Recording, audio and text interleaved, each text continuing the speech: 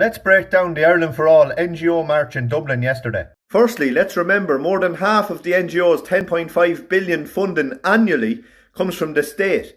And by state they mean you, the taxpayer. In a country where there's crisis after crisis, whether that be a health crisis, mental health crisis, homeless crisis, these NGOs are funded to the tune of nearly 7 billion a year by the taxpayer. Yes, all that money to protect the government and do nothing but dog whistle and scream racist and far right. Yes, Marxist Murphy, look at that stage. The taxpayer paid for it. O'Sullivan here from RTE first claimed there was 50,000 people in attendance. The Irish Examiner then claimed 20,000 people. Just over an hour after he first claimed 50,000 people, O'Sullivan said 15,000 according to organisers. So with an event so highly financed and heavily promoted and advertised by mainstream media, they only managed a crowd of around 15,000 people.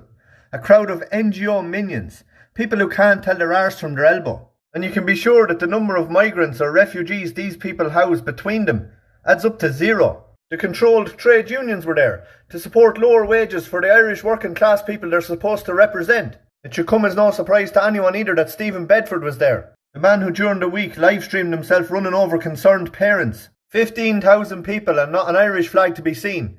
That should tell you everything you need to know. Ireland for all. The Green Party will be joining. You're not invited. But she said Ireland for all. They're even fighting themselves. But we all know exactly what they mean when they say Ireland for all. Ireland for everybody but the Irish. And will there be another pro-human trafficking rally next week?